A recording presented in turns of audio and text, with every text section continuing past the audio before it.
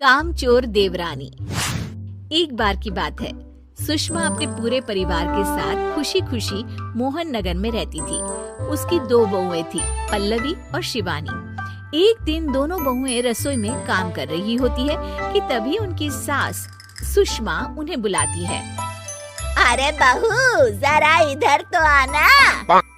शिवानी, जरा जाकर देखना सासू माँ क्या कह रही हैं। दीदी आप ही देख लो ना जाकर, आपको भी तो सुनाई दे रहा है। अरे मैं आटा गूंद रही हूँ ना, तुम चली जाओ। हाँ तो मैं भी तो सब्जी काट रही हूँ ना दीदी। अरे बहू जल्दी आओ। ओह, ये तो जाएगी नहीं, मैं ही जाकर देखती हूँ कि क्या करना है। पल्लवी सुषमा के कमरे में जाती है। जी मम्मी जी, क्या हुआ?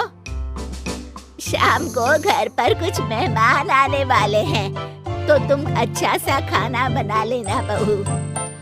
ठीक है मम्मी जी, आप बता दीजिए क्या क्या बनाना है और कितने लोग आ रहे हैं।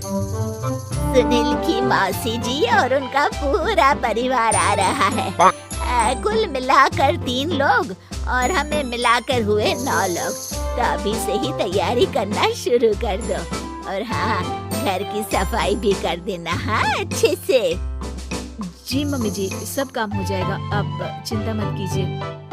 पल्लवी शिवानी को घर में मेहमान आने वाले हैं इसके बारे में बताती है। क्या 9 लोगों का खाना बनाना होगा, घर की सफाई करनी है?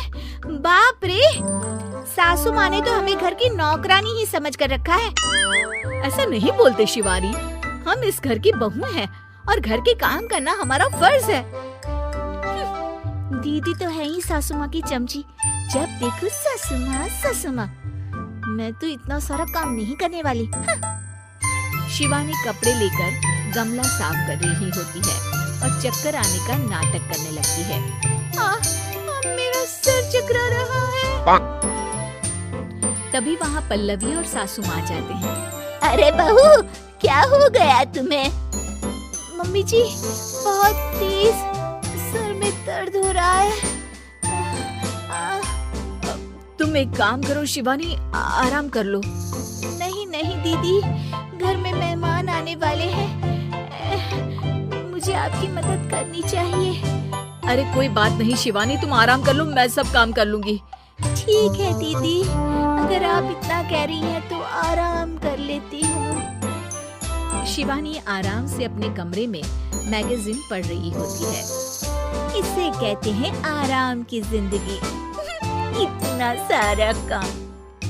चलो सारा काम खत्म हो गया, शिवानी को देख आती हूँ। शिवानी अपने कमरे में ईयरफोन में गाने सुनते सुनते सो जाती है और उसके साइड में मैगजीन भी रखी होती है। पल्लवी वहाँ आ जाती है और वो सब देखती है। ओहो, तो मतलब सब काम चोरी का बहाना था। अभी बताती हूँ इसको। घर का सारा काम मुझे करना पड़ा और ये महारानी यहाँ मैगजीन पढ़ रही है, गाने सुन रही है। पल्लवी रसोई से एक प्लेट और चम्मच लेकर आती है और शिवानी को थाली बजाकर उठाने लगती है। शिवानी अचानक से उठती है। उठ गई महारानी, गाने भी सुन लिए, मैगजीन भी पढ़ ली। तुम तो बहुत बड़ी झूठी निकली शिवानी। तुमने सर दर्द का बहाना बनाया ताकि काम करने से बच सको। हाँ बनाया बहाना, तो क्या करती, इतने सारे काम करती। मुझे कोई शौक नहीं है चापलूसी का। क्या चापलूसी? तुम्हें लगता है कि मैं सारे काम चापलूसी के लिए कर रही हूँ? नहीं तो क्या। तभी वहाँ सासू माँ आ जाती हैं। अरे बहू, वो लोग बस आने ही वाले हैं, तुम तैयारियां कर लो। जी सासू माँ, मुझे तो मैं बाद में देखती हूँ। सब खाना खाने बैठते हैं और खाना शुरू करते हैं। तभी सुनील की मौसी बोलती है। वाह भाई वाह, खाना तो बहुत ही अच्छा बना है सुषमा जी, एक एक चीज में क्या स्वाद है।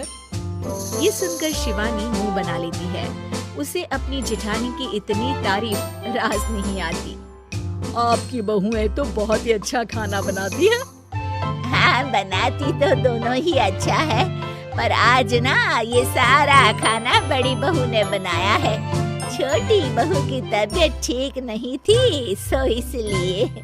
मानना पड़ेगा सुषमा जी, आपकी बड़ी बहू तो बहुत ही गुणवान है। पल्लवी की तारीफ सुनकर शिवानी को जलन होती है। पल्लवी ये सुनकर खुश हो जाती है और शिवानी की तरफ देखकर उसे चिढ़ाती है। कुछ देर बाद मेहमानों के जाने का वक्त हो जाता है। मौसी जी सबके लिए उपहार लाई होती है। वो सबको शगुन के पैसे देती है और अंत में पल्लवी के पास आती है। तुम्हारे लिए शगुन का लिफाफा तो है ही, पर बहू तुम्हें एक और उपहार भी मिलेगा इतना अच्छा खाना बनाने के लिए।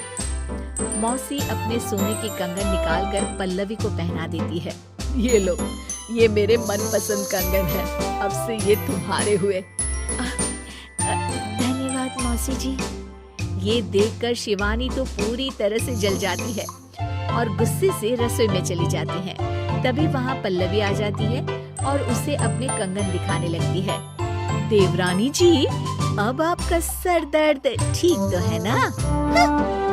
मुझे लगता है कि अब सर दर्द शुरू हो गया होगा आपका।